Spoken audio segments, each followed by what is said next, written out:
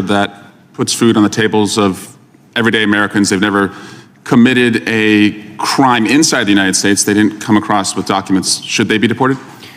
If they have not paid taxes and if their draw on the taxpayer benefits are larger than the contribution they are making to the economy, or if they're involved in criminal activity, they should be deported. How do we measure that?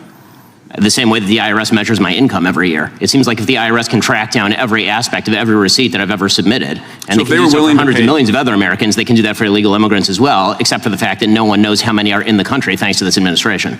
You are about to watch a United States congressman walk into a room prepared to humiliate one of the sharpest minds in political commentary, armed with a checklist of hot-button topics, a rehearsed smirk, and zero structural argument. By the time this exchange is over, the congressman is bouncing between Alvin Bragg, Hunter Biden, and a metaphor about fire that left everyone in the room looking at each other. If you want to understand what happens when talking points collide with actual preparation, stay until the very end, because the final 10 seconds of this exchange say everything you need to know about the state of political discourse in this country. Like and subscribe right now before we dive in, because this one is going to be worth every second. Thank you for joining us today. I think it is important that you're here as one of the leading conservative voices in the country, and you're not going to get any censorship from me. So I just wanted to know, from your perspective, I think it would help us understand, on just like a scale of 0 to 100%, how much do you support Project 2025? I think, like President Trump, I haven't looked all that deeply at Project 2025, but it seems that Democrats on this committee, sort of like Peter Pan and Tinkerbell, if they say Project 2025 enough, their presidential candidate becomes alive again. And so, well, let's just talk about pieces of it, and I guess you can tell me if you support it. You probably want less bureaucracy, right? I do. I want less bureaucracy. You want more efficiency? I do. I want more efficiency. You want taxpayer money spent wisely? I do. Congrats on becoming a Republican. Yeah. Yeah. My parents would be proud. Mass deportations, it calls for that. Do you support that part? I support the deportation of any illegal immigrant who's in the United States who is not of benefit to the generalized American public. So if they're picking agriculture that puts food on the tables of everyday Americans, they've never committed a crime inside the United States, they didn't come across with documents, should they be deported? If they have not paid taxes and if their draw on the taxpayer benefits are larger than the contribution they are making to the economy, or if they're involved in criminal activity, they should be deported. How do we measure that?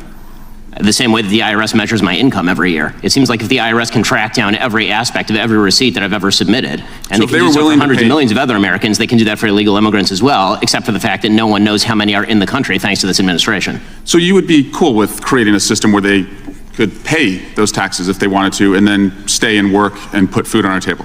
It depends on how long it would take for them to pay the taxes, and they would also have to go presumably to the back of the line, although I'm not sure why I'm testifying about immigration policy at this point. How about banning the abortion pill? That's part of Project 2025. Do you support that part? I think that that's a state-by-state issue on a personal level. I'm just asking you. Sure, I'm a fully pro-life person, which means that I'm not in favor of the distribution of the abortion pill. Banning same-sex marriage, what about that part? I am in favor of traditional marriage between a man and a woman, and I'm perfectly fine with anyone having any sort of voluntary sexual arrangement they seek. That's a different thing from whether the government should attach benefits to that personal relationship. But you think it's a sin to have same-sex marriage? I mean, I'm confused. Are you asking me as a religious Jew what I think about biblically? I'm just asking, is it a sin to be gay? Is it a sin to be gay? I mean, how long do we have here? 2 minutes? I mean, if the basic idea is that sexual orientation is up for government regulation, I'm not in favor of the government regulating the private consenting sexual activity of adults. That is a different thing, once again, from whether the government ought to engage in actual benefits for particular sexual arrangements that adults make. But again, just you to me, is it a sin or not? From a religious Jewish perspective, orientation is not a sin, but activity is. That's also the same perspective of most major religions, so far as I'm aware. Okay. And how about cutting Social Security? Do you support that part of 2025? I'm not sure what Project 2025's position on Social Security is. I'm in favor of the restructuring of Social Security along the lines of privatization and lowering and increasing the retirement age, because you, as well as every other congressperson, knows Social Security is going to go bankrupt, and yet everyone seems to have an interest in lying about it for the next decade and a half until we have to take austerity measures or radically increase inflation or taxes. And bans against books about slavery. Do you support that part about? Why would I possibly be in favor of bans about books about slavery? That would be absolutely ridiculous. What I am in favor of is the idea that school libraries should be able to make decisions along the lines of what exactly is appropriate for, say, a 7th grader and whether they ought to be treated to cartoons and genderqueer. That's not quite the same thing. And just because we found some receipts, you did say, I think homosexual activity is a sin. Yes, I'm a religious Jew, that's true. There's a genetic component. You found me out. Orientation. But the view of all religious people I know has always been that sexual behavior is something that is up to you. And you said, I may have a desire to sleep with many women, but I do not. I agree with me. Yes, that's true. Congratulations on your, I'm sure it's very hard to restrain yourself. Mr. Chairman, I just want to shift to Alvin Bragg. He was supposed to be here this week, and he's not coming.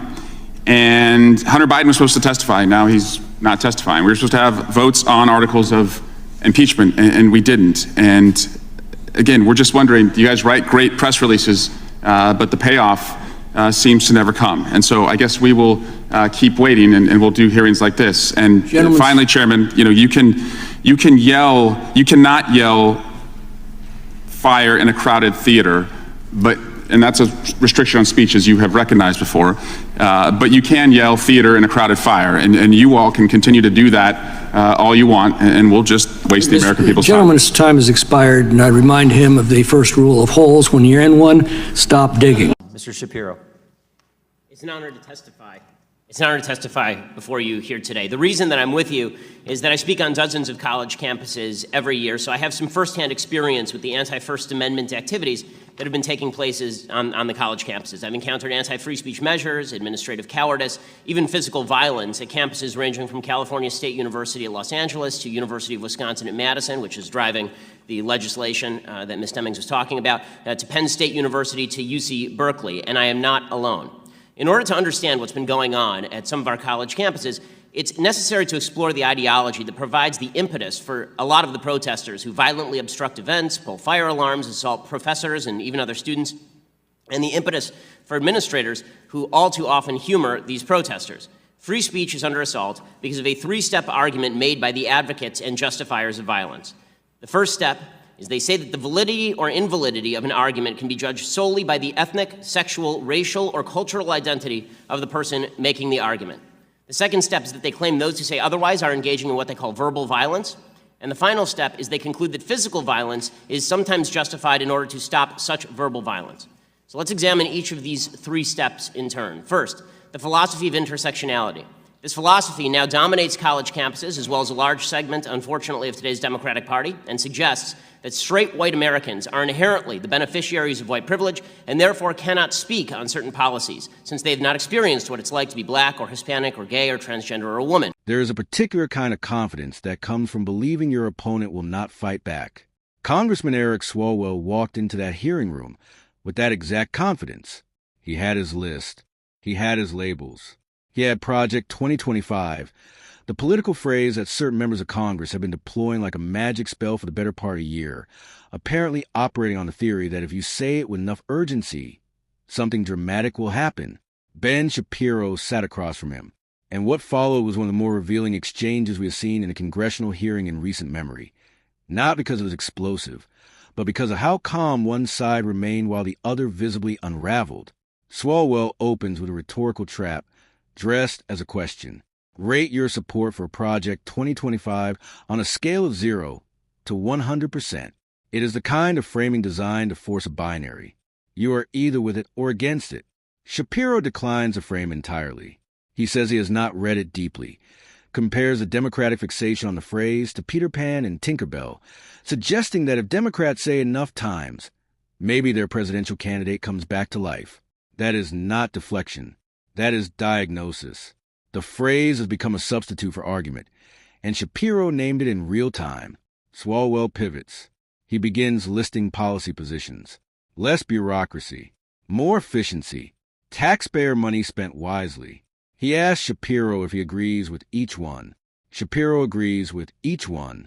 Then Swalwell announces, as if delivering a verdict, "Congratulations on becoming a Republican."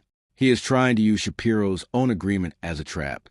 Shapiro does not flinch. He does not apologize for agreeing with those positions. He simply sits with it. The room responds. That moment mattered, not because it was funny, but because it exposed the underlying assumption of the strategy. The assumption was that agreeing with fiscal responsibility and governmental efficiency should embarrass a person.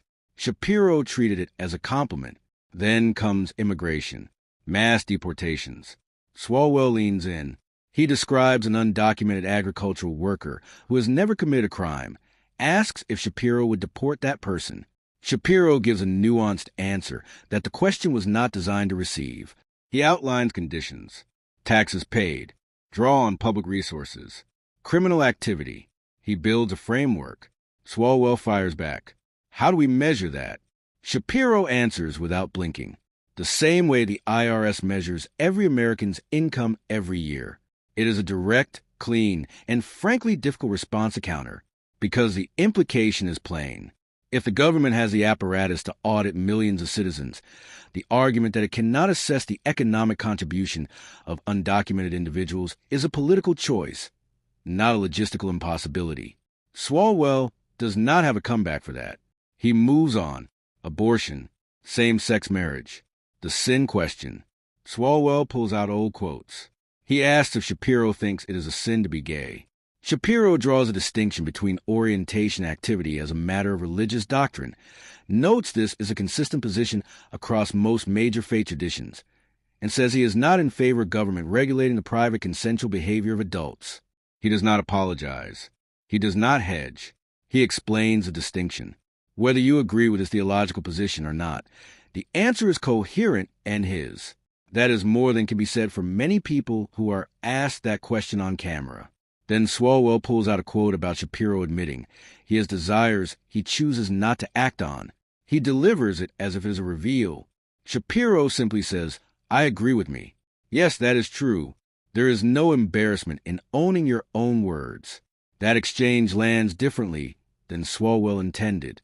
By the time Swalwell pivots to Alvin Bragg and Hunter Biden not appearing before the committee, the argument has completely lost its shape. He is listing grievances now. He finishes with a metaphor.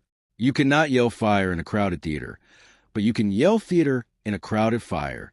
No one in that room was entirely certain what that meant, and that uncertainty was the loudest thing in the moment. Representative Thomas Massie closed it with the rule of holes. When you are in one, stop digging. Here is what this exchange actually reveals when you strip away the politics. Preparation is not partisan. Swalwell came with topics. Shapiro came with structure. When you have structure, you can hold your position across every topic that gets thrown at you, because you are not memorizing answers, you are applying a consistent framework. When you are working from a list of topics, every pivot feels like retreat, and eventually there are no more pivots to make. This hearing was supposed to be about free speech on college campuses, a genuinely important topic. Shapiro's testimony before the exchange with Swalwell addressed how the suppression of speech is often justified through a three-step argument, that identity determines the validity of ideas, that disagreement constitutes verbal harm, and that physical disruption is therefore justified. That is a coherent critique of something happening at real institutions. It deserved real engagement. What it got instead was a checklist, a gotcha attempt, and a metaphor about fire. Whether you are left, right, or somewhere in the middle, that matters, because the quality of argument determines the quality of policy. And when our elected representatives enter hearings to perform rather than engage, the people they represent lose access to actual debate. Discipline won that exchange. And discipline is in short supply in the rooms where decisions get made.